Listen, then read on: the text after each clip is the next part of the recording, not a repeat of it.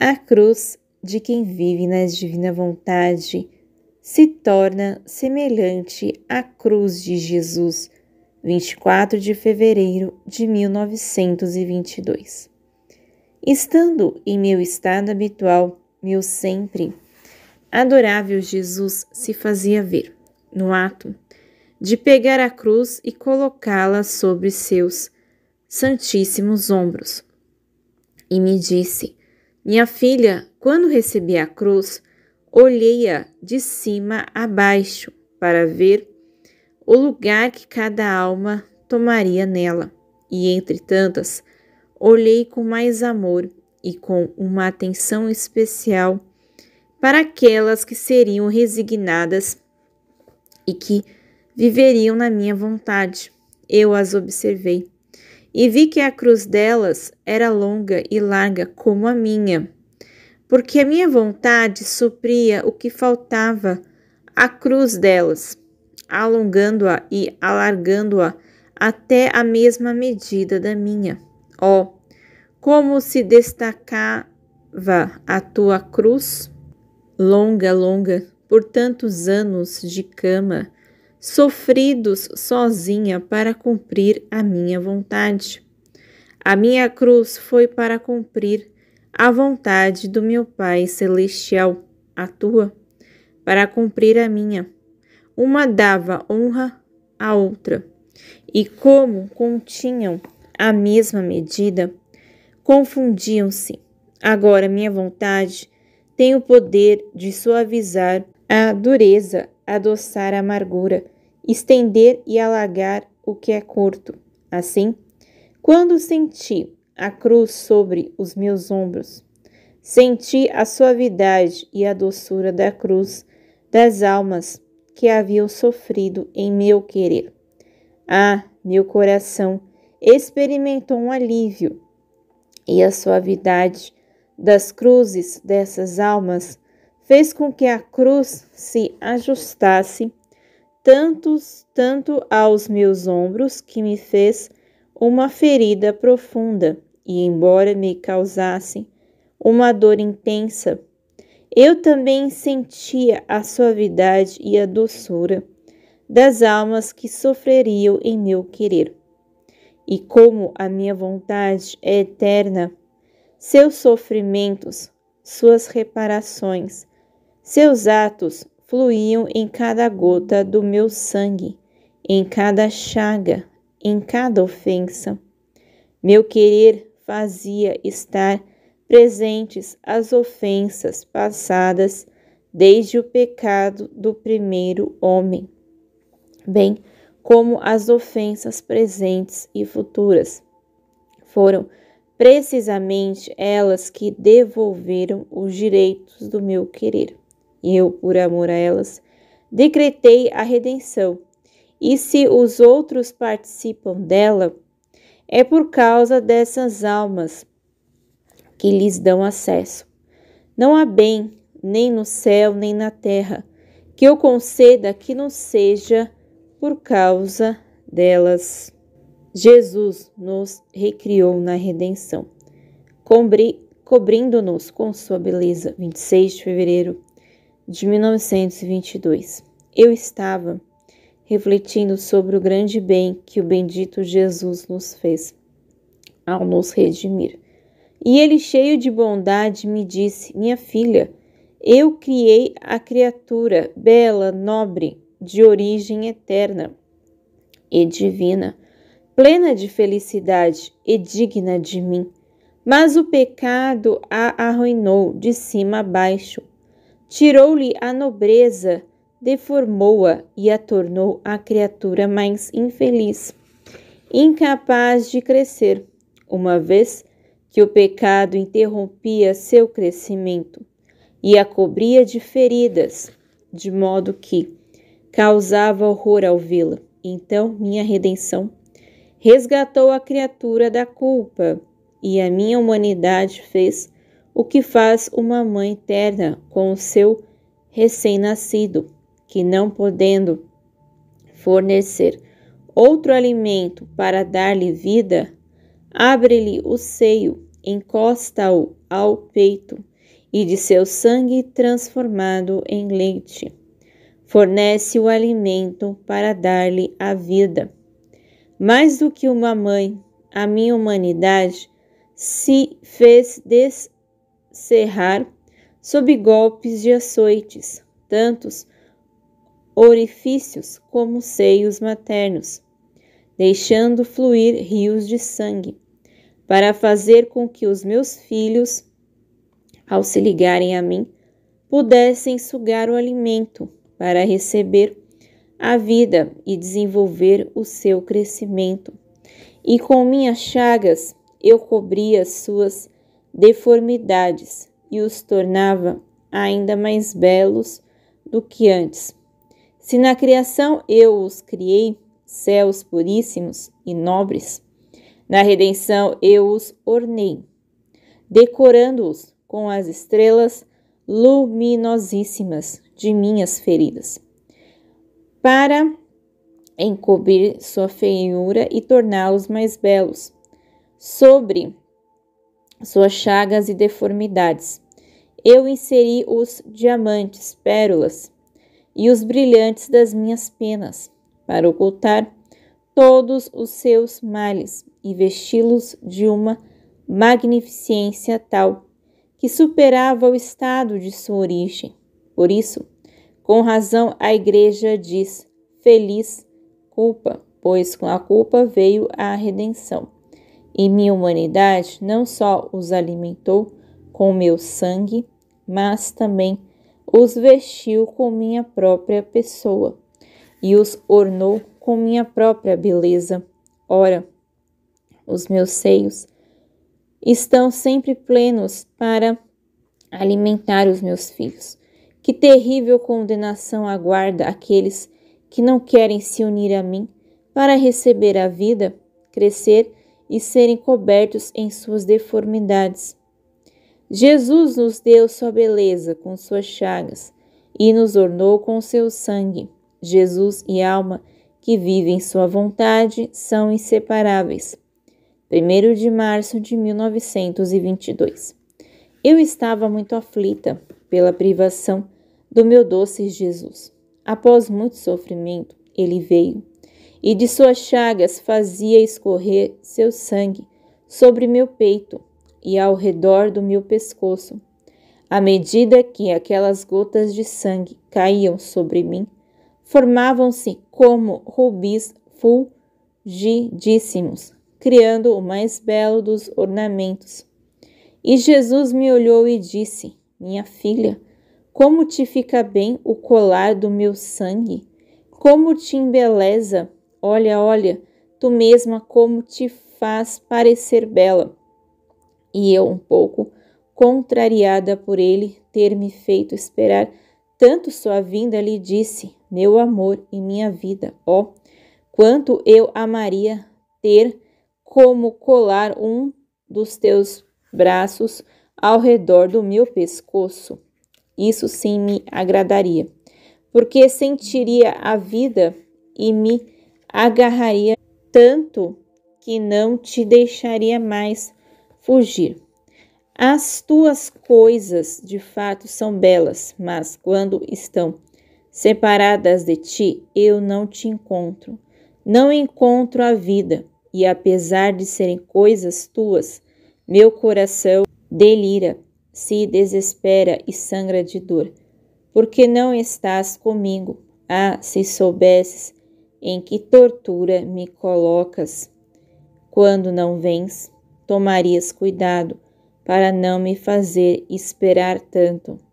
Jesus, todo enternecido, colocou seu braço ao redor do meu pescoço, segurou uma de minhas mãos na sua e acrescentou: eu sei o quanto sofres, e para te contentar, aqui está meu braço, como colar ao redor do teu pescoço.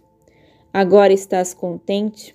Saiba que, para quem faz a minha vontade, não posso fazer menos que contentá-la, porque ao respirar, ela forma o ar do meu querer em torno de mim, de modo que não só me cinge o pescoço, mas toda a vida. Eu fico como que acorrentado e preso pela alma na fortaleza da minha própria vontade. Porém, isso, longe de me desagradar, me dá grande alegria, por isso também eu aprendo e acorrento. E se tu não sabes estar sem mim, é devido às minhas cadeias, os meus laços, que te seguram tão fortemente, que basta um momento sem mim para te infligir um dos martírios mais dolorosos, sem comparação. Pobre filha, tens razão, mas vou levar tudo isso em conta. E não te deixarei, pelo contrário, eu me fecho em ti para desfrutar o ar do meu querer, que tu mesma formas para mim, já que o ar da minha vontade é o teu palpitar, o teu pensamento, o teu desejo, o teu movimento, e eu, nesse ar, terei meu apoio, minha defesa e o mais belo repouso sobre o teu peito. Jesus, o agricultor celeste, semeia sua palavra divina. 3 de março de 1922. Continuando em meu estado habitual, meu doce Jesus veio, mas sem me dizer nada. Silencioso e profundamente aflito, eu lhe disse: que tens, Jesus, que não falas? Se tu és a minha vida, a tua palavra é meu alimento e não posso jejuar. Estou muito fraca e sinto a necessidade contínua deste alimento para crescer e me manter forte. E Jesus, com toda a bondade, me disse: minha filha, também eu sinto necessidade de alimento. Depois que te alimentei com minha palavra, essa mesma palavra mastigada por ti e convertida em sangue, germina o alimento para mim. Se tu não podes ficar em jejum, tampouco quero eu jejuar. Desejo o retorno do alimento que te dei. E depois voltarei novamente a alimentar-te. Sim, sinto muita fome. Apressa-te e deixa que eu me sacie. Fiquei confusa sem saber o que lhe oferecer, pois nunca tive nada, mas Jesus, com ambas as mãos, pegava meu palpitar, minha respiração, meus pensamentos, afetos e desejos, transformados em pequenos globos de luz, e os consumia, dizendo: este é o fruto da minha palavra, pertence a mim. É justo que eu o coma. Parecia que ele encontrava um pouco de descanso e então acrescentou: minha filha, agora convém que eu volte ao trabalho de preparar o terreno da tua alma para poder semear a semente da minha palavra e te alimentar.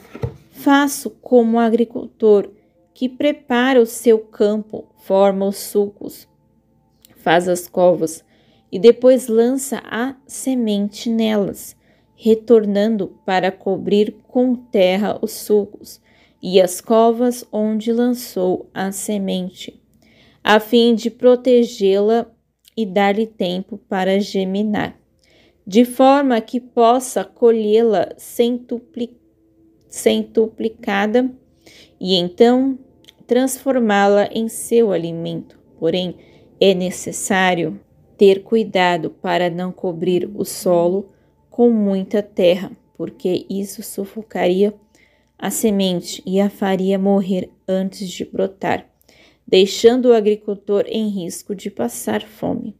Assim também faço eu. Preparo as covas e os sulcos, alargo a capacidade de sua inteligência, para que ela receba minha palavra divina e assim poder formar alimento para mim e para ela. Depois cubro os sulcos e a cova com terra, isto é, com a humildade, o nada, o aniquilamento da alma. suas pequenas fraquezas ou misérias. Essa é a terra e é necessário que a receba dela, porque a mim me falta esta terra. E assim cubro tudo e espero com alegria a minha colheita. Agora queres saber o que acontece quando a semente é coberta com terra em excesso? Quando a alma sente as suas misérias, fraquezas, seu nada, e se aflige, pensa tanto nisso, que perde tempo e o inimigo se aproveita para lançá-la na perturbação, na desconfiança e no desânimo. Ó, como minha semente sente estar prestes a morrer, como luta para germinar sob essa terra. Muitas vezes essas almas cansam o agricultor celeste e ele se retira. Ó, quantas almas assim existem! Então, preocupada, perguntei: meu amor, sou eu uma dessas almas? E ele respondeu: não, não. Quem vive em minha vontade não está sujeito a poder formar terra para sufocar minha semente. Muitas vezes sequer encontro humildade, apenas o teu nada, que produz pouquíssima terra, de forma que mal consigo colocar uma camada sobre a minha semente. O sol da minha vontade a fecunda imediatamente. Ele logo germina e eu faço ali grandes colheitas e logo volto a lançar minha semente. Podes ter certeza disso. Não vês como volto continuamente a semear novas sementes de verdade na tua alma? Enquanto dizia isso, no rosto de Jesus se via uma tristeza e tomando-me pela mão, transportou-me para fora de mim mesma e me fazia ver deputados e ministros transtornados, como se tivessem preparado um grande incêndio. Eles mesmos permaneciam envoltos nas chamas. Vi os líderes de seitas, cansados de esperar, de investir contra a igreja. Queriam liberdade para iniciar lutas sangrentas contra ela, ou então abandonariam seus postos no governo.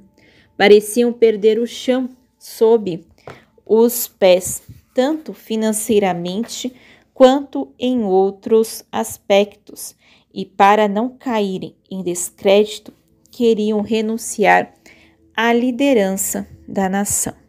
Mas quem pode descrever tudo? Jesus, profundamente aflito, disse: terrível, terrível é o que estão preparando. Querem agir sem mim, e tudo isso servirá apenas para confundi-los. É realmente Jesus quem fala? Suas palavras estão cheias de verdade, luz e bondade. A beleza das verdades arrebata a alma. 7 de março de 1922. Eu estava refletindo sobre o que está escrito e dizia a mim mesma: é realmente Jesus quem me fala ou será um engano do inimigo ou fruto da minha imaginação? Então, ao ver, Jesus me disse: minha filha é minha, as minhas palavras estão cheias de verdade e de luz, trazendo consigo a substância e a virtude de transmutar a alma na mesma verdade, na mesma luz e no mesmo bem que contém. Assim, a alma não apenas conhece a verdade, mas sente dentro de si a substância para operar segundo a verdade que conheceu. Além disso, as minhas verdades estão repletas de beleza e encanto, de tal forma que a alma, capturada por essa beleza, deixa-se arrebatar por elas. Em mim, tudo é ordem, harmonia e beleza. Vê, criei o céu. Ele por si só poderia bastar, mas não. Quis adorná-lo com estrelas, cravejando de beleza, para que o olhar humano pudesse se deleitar ainda mais com as obras do seu Criador. Criei a terra e a enfeitei com tantas plantas e flores. Não há nada que eu tenha criado que não tenha o seu ornamento. E se isso está na ordem das coisas criadas, quanto mais nas minhas verdades, que tem sua sede na minha divindade. Enquanto parecem chegar à alma, são como raios de sol que, ao atingirem e aquecerem a terra, nunca deixam o centro do sol. A alma fica tão enamorada das minhas verdades que se torna quase impossível, mesmo ao custo da vida, não colocar em prática a verdade que conheceu. Ao contrário, quando é o inimigo ou a especulação da fantasia que tenta falar de verdades, estas não trazem nem luz nem substância, nem beleza nem canto. São verdades vazias, sem vida, e a alma não sente a graça de se sacrificar para praticá-las. Porém, as verdades que teu Jesus te diz estão cheias de vida e de tudo o que as minhas verdades contêm. Por que duvidas disso? Os atos da divina vontade possuem benefícios e frutos de alcance universal. Quem vive nela é conhecido por todos, pois tudo está sob o seu domínio, e não há bem que dela não provenha. 10 de março de 1922.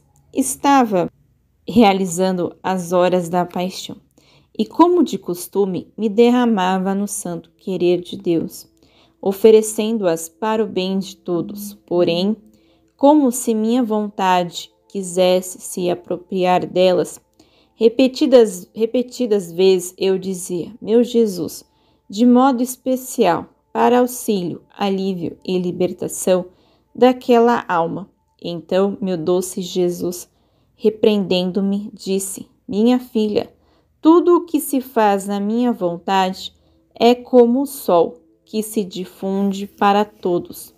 E quando se reza na minha vontade, quando se oferece o meu sangue, os meus sofrimentos e minhas chagas, tudo se converte em muitos raios de luz, que se difundem a todos, descendo rapidamente até os mais profundos cárceres do purgatório, convertendo suas penas e trevas em luz. Portanto, a coisa pode ser igual para todos. E se poder haver alguma diferença, ela jamais será por parte de quem doa, mas sim de quem recebe, de acordo com as disposições de cada um. É semelhante ao sol, que fornece luz a todos igualmente, aquece um ponto da terra ou outro, mas quem se beneficia? Quem trabalha. Aquele que produz o fruto onde a semente foi lançada. O outro, mesmo recebendo a luz do sol, permanece estéril. Portanto, na minha vontade, não existe particularidade.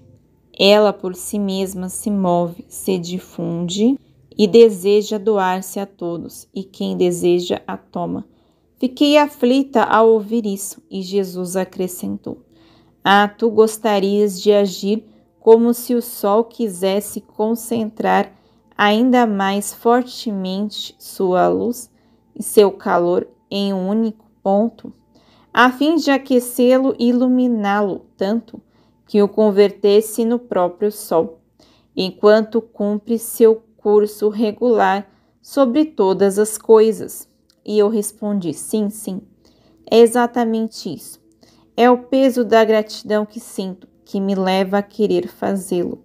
Jesus sorriu ao me ouvir e continuou: se é assim, faze-o, mas deve saber que assim como a minha vontade domina tudo, encontra-se em toda parte, sustenta todos, é conhecida pelo céu, pela terra e até pelos demônios, e ninguém pode opor-se a ela.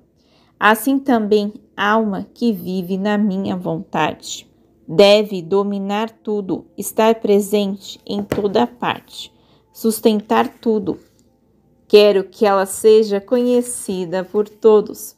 E eu disse: meu amor, eu não sou conhecida por ninguém. Ele respondeu: como assim? Ninguém te conhece?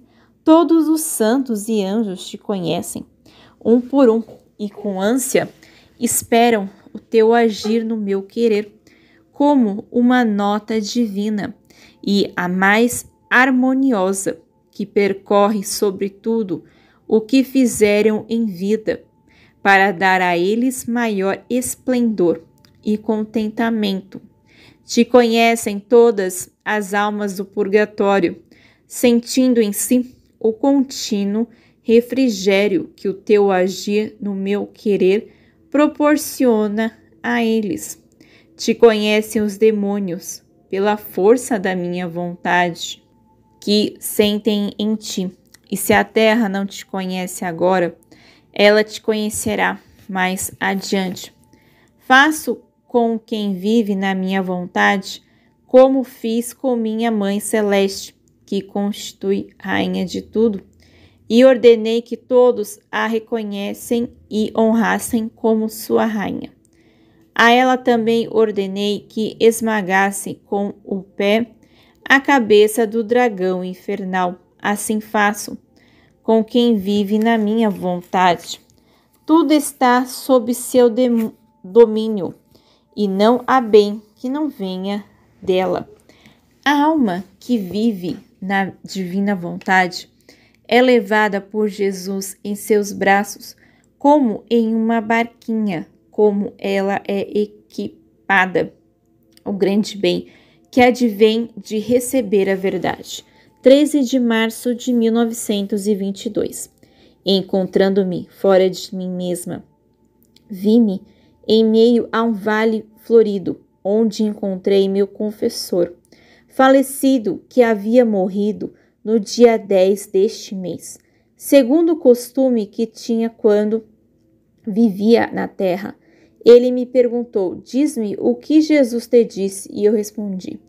Ele me falou no meu interior, mas não me disse nada em voz alta. E sabes que das coisas que ouço no meu interior, não costumo dar atenção. E ele insistiu: quero ouvir também o que ele te disse no teu interior. Então, como que forçada, respondi. Ele me disse: minha filha, eu te levo em meus braços. Os meus braços te servirão de barquinha para te fazer navegar no mar interminável da minha vontade. E à medida que realiza atos do meu querer, formarás as velas, o mastro e a âncora, que não só servirão como ornamento da barquinha, mas também a farão avançar com mais rapidez. Tão grande é o amor que tenho por quem vive no meu querer, que a levo em meus braços, sem jamais deixá-la. Enquanto dizia isso, via os braços de Jesus em forma de uma barquinha, e eu no meio dela. O confessor, ao ouvir isso, disse-me: deves saber que quando Jesus te fala e te manifesta suas verdades, são como raios de luz que chovem sobre ti. Em seguida, quando os manifestavas a mim, por não ter a virtude dele, as manifestava em gotas, e a minha alma ficava repleta dessas gotas de luz. Essa luz me dava mais impulso, mais desejo de ouvir outras verdades, para receber mais luz, porque as verdades trazem consigo o perfume celestial e a sensação divina, e isso apenas ao ouvi-las. Imagina então para quem as pratica. Por isso eu amava e desejava tanto ouvir o que Jesus te dizia e queria contar a todos. Era a luz, o perfume que eu sentia, e desejava que outros participassem disso. Se soubesses o grande bem que a minha alma recebeu ao ouvir as verdades que Jesus te dizia, ainda hoje essas verdades gotejam luz e espalham perfume celestial, que não só me trazem alívio, mas servem de luz para mim e para os que estão ao meu redor. E conforme realizas os atos no querer divino, eu recebo uma participação especial, porque sinto a semente do Santíssimo Querer que plantastes em mim. Eu lhe disse: deixai-me ver a vossa alma, como é que ela goteja a luz. Ele abriu a parte do coração e eu vi sua alma, toda gotejante de luz. Essas gotas se reuniam e se dividiam, uma deslizava sobre a outra. Era uma visão belíssima. Então ele disse: viste como é belo ouvir as verdades? Quem não as ouve, as verdades, gorjeta trevas, causando terror. Livro do Céu, volume 14, escrito Serva de Deus Luísa Picarreta, a pequena filha da divina vontade.